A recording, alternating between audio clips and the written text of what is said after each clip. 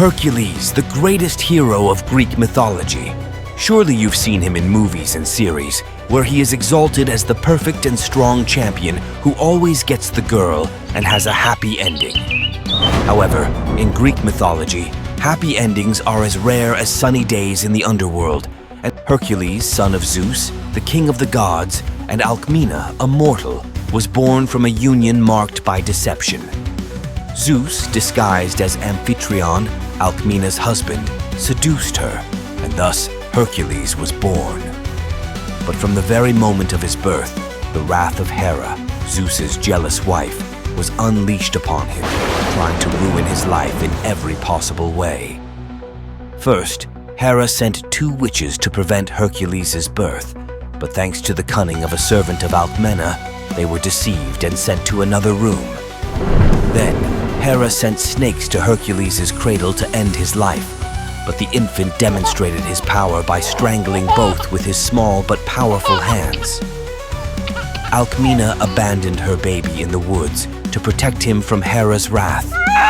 However, he was found by the goddess Athena, who took him to Hera, saying he was an abandoned orphan who needed food. Hera, not recognizing him, nursed Hercules until the child bit her nipple, causing her to spill her milk across the night sky, thus creating the Milky Way. Hera returned the child to Athena, who took care of him. Unknowingly, Hera had endowed Hercules with even more strength and power by feeding him her own milk. The life of Hercules was always marked by extraordinary feats and impossible challenges. As a token of gratitude for freeing Thebes from the oppression of King Ergonos of Orchomenos, King Creon of Thebes granted him the hand of his daughter, Megara, in marriage. But even in his moments of glory, the shadow of suffering and tragic fate was never far from his side. At this point in the story, Hercules was a young and successful hero, married with 3 strong children. However, Hera, in her relentless desire for revenge, sent a temporary madness to Hercules, unleashing unimaginable tragedy. In his state of insanity, Hercules confused his wife and children with enemies, and in a fit of rage, killed them. Athena, witnessing what had happened, knocked him out with a stone, and when Hercules regained consciousness, he found himself plunged into an abyss of pain and guilt.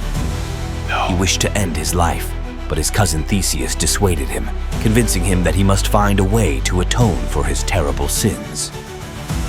Desperate for redemption, Hercules consulted the Oracle of Delphi. The answer was clear and cruel. He must join his cousin Eurystheus, king of Tiryns and Mycenae, who would devise labors to atone for his crimes. Eurystheus, grandson of Perseus, was the king of Mycenae and Tiryns, and according to the myth, both he and Hercules were born on the same day. However, due to Hera's intervention, Eurystheus was born first. Zeus had decreed that the descendant of Perseus born that day would rule over all others. Hera, in her cunning, hastened the birth of Eurystheus and delayed that of Hercules, thus ensuring that Eurystheus would be the king and Hercules his subject. Driven by her resentment, Hera influenced Eurystheus to impose the famous 12 labors on Hercules, extremely difficult and dangerous tasks that were expected to end his life.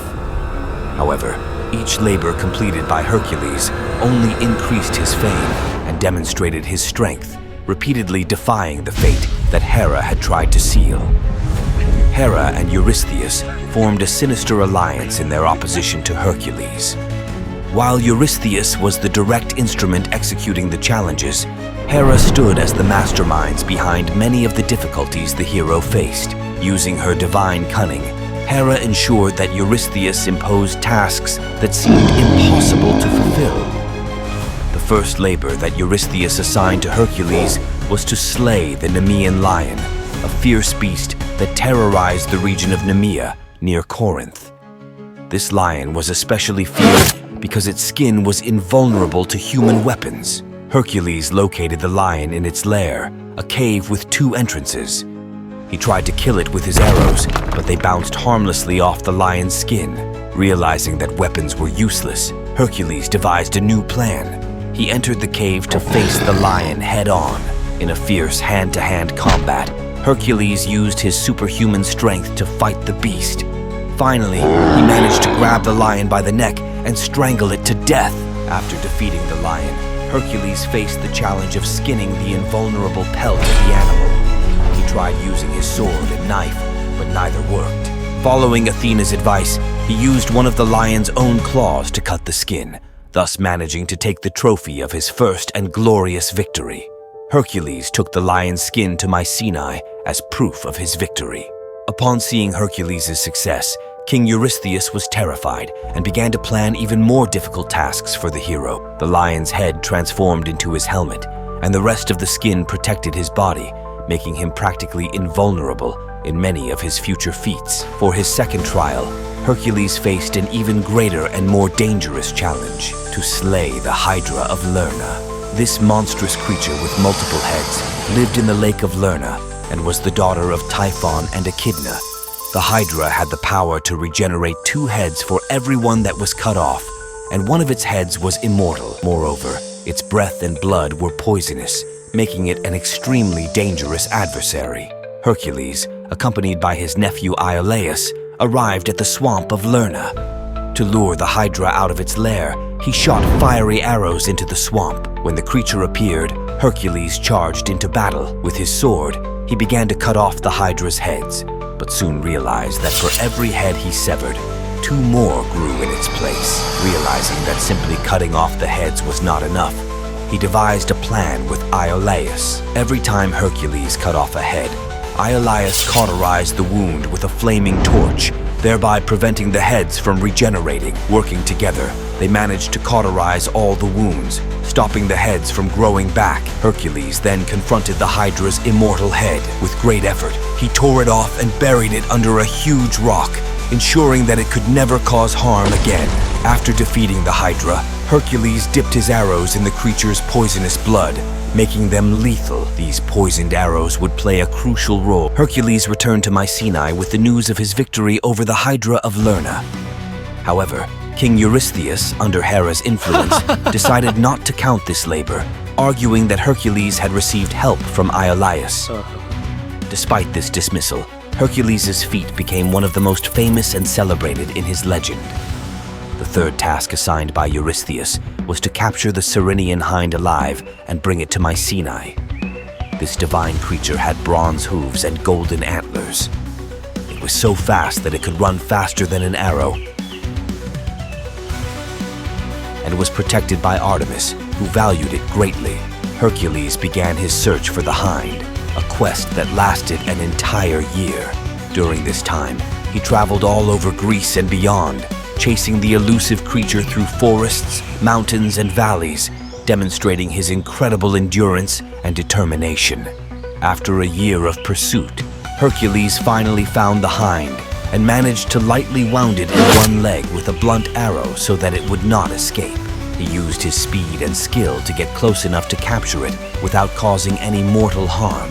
While bringing the hind back to Mycenae, Hercules was confronted by Artemis and her brother Apollo. Artemis, furious that someone had dared to capture her sacred hind, confronted Hercules. The hero explained that he was doing it as part of the labors imposed by Eurystheus, and that he had no intention of harming the creature. Impressed by Hercules' sincerity and respect, Artemis allowed him to take the hind to Mycenae, on the condition that he would release it afterward. Hercules brought the hind to Eurystheus, who, upon seeing that the task had been completed, attempted to keep the creature. Remembering his promise to Artemis, Hercules deceived Eurystheus by saying that he would release the hind so that Eurystheus could catch it himself. When the hind was freed, it quickly escaped, returning to its sacred place, and Hercules fulfilled his word by returning it to Artemis. The fourth task of Hercules was to capture the Erymanthian boar alive and bring it to Mycenae. This boar was famous for its size and ferocity, wreaking havoc in the region of Mount Erymanthos in Arcadia. During his journey to Mount Erymanthos, Hercules decided to visit his friend Pholus, a centaur who lived in a cave in the region. Pholus welcomed Hercules kindly and offered him cooked meat, an unusual gesture since centaurs typically ate raw meat. During the meal, Hercules asked for wine. Pholus explained that the wine was sacred to the centaurs and should not be opened without the consent of all. Hercules insisted and opened a jar of wine. The aroma attracted the other centaurs in the area, who, enraged, attacked Hercules. Hercules defended himself using his bow and arrows, poisoned with the blood of the Hydra. During the fight, many centaurs were injured or lost their lives. The survivors fled, and in the midst of the chaos, Pholus accidentally injured himself with one of the poisoned arrows while examining a body, resulting in his loss. After burying his friend, Hercules continued his mission. He climbed Mount Erymanthos and began searching for the boar. He used his knowledge of the terrain and his cunning to follow the tracks of the beast. Hercules devised a plan to capture the boar alive. He chased the creature, forcing it to run until it was exhausted. Then, he drove it toward a snowy area on the mountain. The boar, finding itself in deep snow, moved with difficulty. Hercules seized the opportunity to corner it, and with great effort, managed to bind it with a strong and sturdy net. Hercules brought the captured boar back to Mycenae. Upon seeing the gigantic and ferocious creature, King Eurystheus was terrified and ordered Hercules to release the boar outside the city walls. Hercules' next task was to clean the stables of Augeas in a single day. This job was designed to be humiliating and physically exhausting, considered impossible due to the magnitude of the challenge. The stables of King Augeas had not been cleaned in 30 years and housed a vast herd of animals. Confident in his ingenuity and strength, Hercules accepted the task on the condition that he would receive 1/10 of the herd if he managed to complete it. Augeas, sure of its impossibility, accepted the deal. Hercules devised an ingenious plan that would use the force of nature to accomplish the task. Near the stables flowed the rivers Alpheus and Peneus. Hercules redirected the course of these rivers to flow through the stables, using the water to wash away all the dirt and dung accumulated in a single day. Despite fulfilling his promise, Augeas refused to honor his part of the deal. He denied having agreed to give Hercules 1/10 of his cattle and claimed that Hercules had done the work only because Eurystheus had ordered him to. Phileo, the son of Augeas, testified in favor of Hercules, confirming the original agreement. Enraged by the betrayal and dishonor of his father, Augeas angrily exiled his son. Later, Hercules returned to Elis with an army, defeated Augeas, and placed Phileo on the throne, ensuring that justice was served. Despite having completed the task, Eurystheus, influenced by Hera, decided not to count this labor among the 12, arguing that Hercules had requested payment for his work. Hercules' sixth task was to eliminate the Stymphalian birds. These birds were a terrifying plague for the region around Lake Stymphalus in Arcadia, and Eurystheus hoped that Hercules would not be able to overcome this challenge. The Stymphalian birds were monstrous creatures with bronze beaks, claws, and wings. Fierce carnivores, they attacked both humans and animals, and their metallic feathers were as sharp as knives, launching them as deadly projectiles.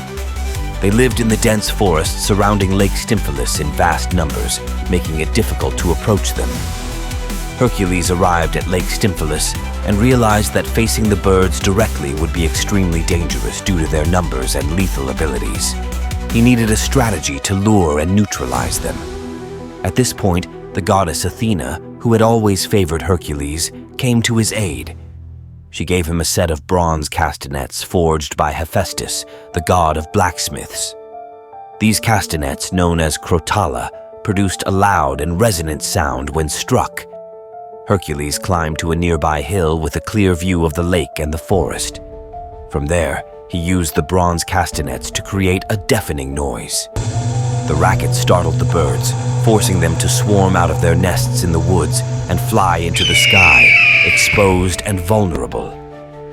With the birds in the air, Hercules seized the opportunity to shoot them with his bow and arrows, poisoned with the blood of the Hydra of Lerna, making them lethal.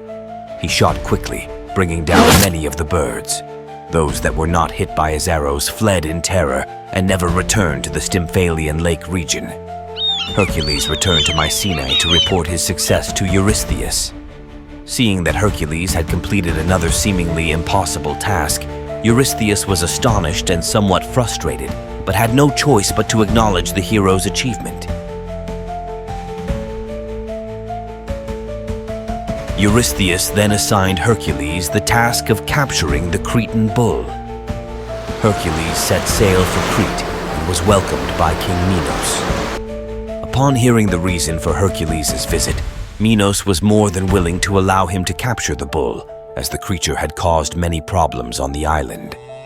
Minos no longer wanted the bull because his wife had fallen in love with it and in fact had become pregnant, giving birth to the Minotaur. Hercules went to the place where the bull was known to roam and quickly found it. The beast was enormous and furious, but Hercules was not intimidated. Using his strength and agility, he lunged at the bull, grabbing it by the horns. After a fierce struggle, during which the bull tried to knock and charge at Hercules, the hero managed to subdue it. Hercules used his superhuman strength to immobilize the bull without causing it mortal harm. After capturing the bull, Hercules brought it back to Mycenae. The journey was arduous, as he had to cross the Aegean Sea with the beast. Upon his arrival, King Eurystheus was once again astonished and frightened to see that Hercules had completed another seemingly impossible task. The 8th task assigned to Hercules was to steal the mares of Diomedes. Diomedes was the king of Thrace, known for being a brutal and ruthless man. The mares were carnivorous creatures that fed on human flesh, making them a fearsome threat. Hercules knew that to steal the mares, he first had to confront Diomedes and his men. In a violent confrontation, Hercules and his companions fought against Diomedes' guards. With his superior strength and skills, Hercules managed to kill Diomedes and many of his soldiers. To control the mares, Hercules used his strength and cunning. After Diomedes' death, the mares had lost their primary source of food and direction. Hercules fed them the body of Diomedes, which temporarily calmed them and allowed him to tie them up and take them back to Mycenae.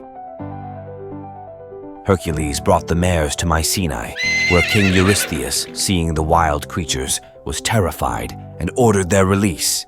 The mares were ultimately devoured by wild beasts on Mount Olympus.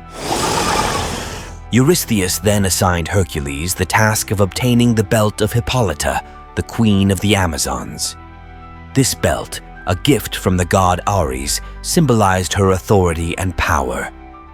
Eurystheus' daughter, Admete, longed to possess this belt, which motivated the assignment of this trial. The Amazons were a tribe of warrior women who lived in the region of Themyscira. Known for their bravery and combat skills, they maintained a matriarchal society. Hippolyta, their queen, was a respected and powerful leader. Hercules gathered a group of companions and sailed to Themyscira. Upon arrival, he was greeted by Hippolyta, who initially appeared interested and friendly. Hercules explained the reason for his visit and his desire to obtain the belt to fulfill the task imposed by Eurystheus. Impressed by Hercules' sincerity and courage, Hippolyta was willing to give him the belt without a fight. She admired Hercules' fame and feats and was eager to assist him. However, this harmonious negotiation was interrupted by the intervention of Hera. Hera, always seeking ways to thwart Hercules, disguised herself as an Amazon and spread the rumor among the women of the tribe that Hercules planned to abduct Hippolyta. This caused panic and anger among the Amazons, who immediately armed themselves and prepared to attack Hercules and his companions. Hercules suddenly found himself surrounded by the furious Amazons. In the midst of the chaos, he thought that Hippolyta had plotted against him and attacked. A fierce battle ensued, during which Hercules demonstrated his incredible strength and combat skills. Though the confrontation was challenging, Hercules and his companions managed to withstand the assault of the Amazons. In the confusion of battle, Hercules confronted Hippolyta directly. Although the queen was a formidable warrior, he managed to defeat her and seize the belt. With the belt in his possession, Hercules and his group quickly retreated from Themyscira to avoid further confrontations. Hercules returned to Mycenae with Hippolyta's belt. Seeing that he had completed yet another impossible task, Eurystheus was compelled to acknowledge Hercules' success once again. The belt was delivered to Admete, fulfilling the requirement of the trial. The 10th task was to steal the cattle of Geryon. This cattle was renowned for its great size and quality, And Geryon, its owner, was a formidable giant who lived on the island of Erythea, located at the western edge of the known world for the Greeks. Geryon was a giant with 3 bodies joined at the waist and possessed immense strength. His cattle, tended by the herdsman Eurytion and the 2-headed dog Orthrus, brother of Cerberus, grazed on the lush pastures of Erythea. Hercules knew that the journey to Erythea would be long and fraught with danger. To cross the Libyan desert, he created the Pillars of Hercules, now known as the Strait of Gibraltar, separating Europe from Africa. During his journey, Hercules complained about the intense heat of the sun. In a fit of rage, he shot an arrow at the sun god, Helios. Impressed by Hercules' courage, Helios was not offended. Instead, he decided to assist him. He lent Hercules his golden cup, a magical vessel that Helios used to navigate the sky from west to east each night. Upon arriving at Erythea, Hercules first encountered the dog Orthrus. With a swift blow of his club, he ended the life of the 2-headed dog. He then faced Eurytion, the herdsman of the cattle, who met the same fate as Orthrus. Finally, Geryon, alerted by the commotion, appeared to confront Hercules. The battle was fierce, but Hercules, using his bow and arrows poisoned with the blood of the Lernean Hydra, managed to kill Geryon by shooting him in all 3 bodies simultaneously. With Geryon, Orthrus, and Eurytion defeated, Hercules gathered the cattle and began his return to Mycenae. His journey back was not easy. During his travels, Hera sent hornets to sting the cattle and scatter them. Hercules had to spend considerable time rounding up the animals again. Moreover, he faced several kings and peoples who attempted to stop his march and seize the cattle. Finally, after many adventures and challenges, Hercules returned to Mycenae with Geryon's cattle. Eurystheus, surprised and frightened by Hercules' continuous success, accepted the cattle as proof of completion. The cattle were sacrificed to Hera in gratitude, even though she had been the primary cause of the obstacles in Hercules' path. Eurystheus assigned Hercules a new, nearly impossible task: to steal the golden apples from the garden of the Hesperides. These apples, a gift from Gaia, the earth, to Hera at her wedding to Zeus, were said to grant immortality to anyone who ate them.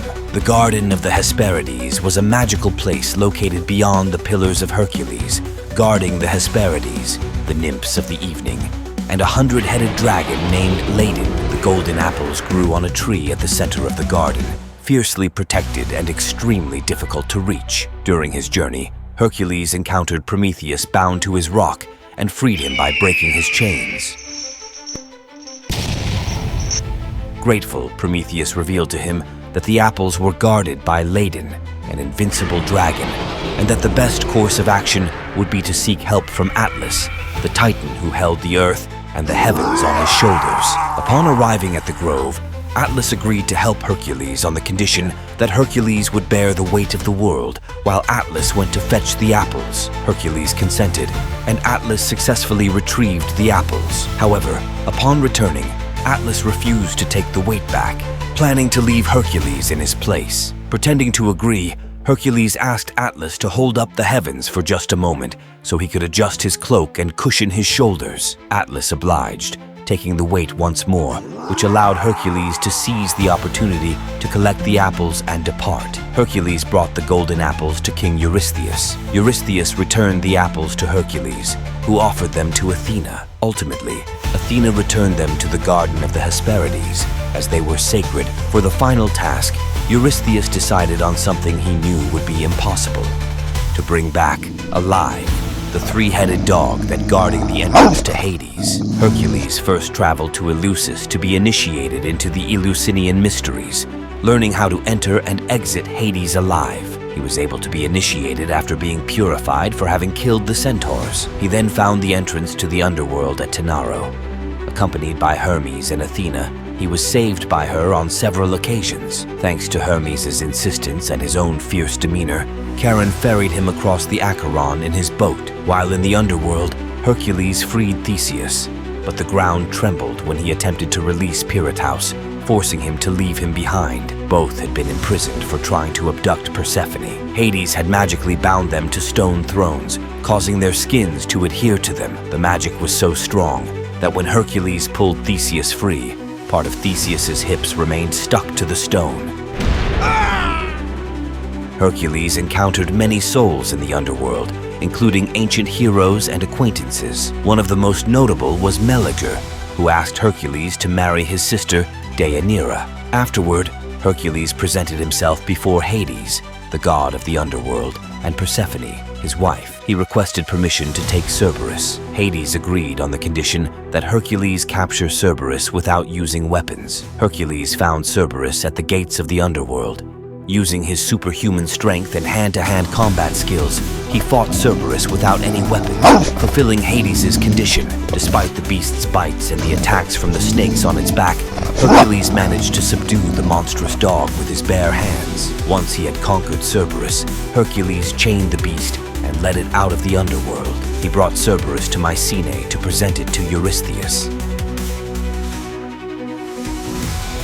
Upon seeing the fearsome creature, Eurystheus was so terrified that he hid in a large bronze jar.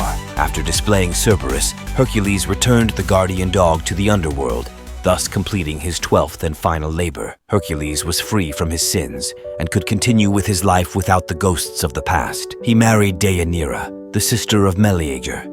However, their relationship was marked by tragedy and challenges. During their travels together, they reached the river Evenus, where the centaur Nessus offered to help Deianira cross, while Hercules swam, but Nessus attempted to abduct Deianira, prompting Hercules to shoot him with an arrow dipped in the blood of the Hydra of Lerna. Before he fell, Nessus deceived Deianira, telling her that his blood would act as a love potion. Over time, Deianira feared that Hercules might fall in love with another woman, so she soaked a cloak in the blood of Nessus and gave it to Hercules, believing it would restore his love for her. When Hercules put on the cloak, the Hydra's poison began to burn his skin, causing unbearable pain. Realizing that his end was near, Hercules decided to build a funeral pyre on Mount Etna. The gods themselves were saddened to see that the champion of the earth was reaching his end. As the flames consumed his mortal body, the gods of Olympus, under the order of Zeus, took Hercules to heaven, where he was granted immortality and accepted among the gods. Hera, who had been Hercules' main antagonist throughout his life, finally reconciled with him and gave him her daughter Hebe in marriage. His marriage to Hebe, the goddess of youth, symbolized his regeneration and eternal rest after his arduous tasks on earth. And so concludes the epic journey of Hercules, the hero whose strength and bravery overcame all challenges, from the terrible monsters of the earth to the dark corners of the underworld. His life, filled with legendary feats and impossible trials, reminds us that true heroism lies not only in physical strength, but in perseverance and the courage to face our own fears and redeem ourselves. Hercules not only became an immortal god on Mount Olympus, but also an eternal symbol of the human capacity to overcome adversity. His legacy continues to inspire us all, showing that with determination and effort, we can overcome any obstacle that comes our way. Don't forget to like and subscribe. We'll see you in the next epic adventure.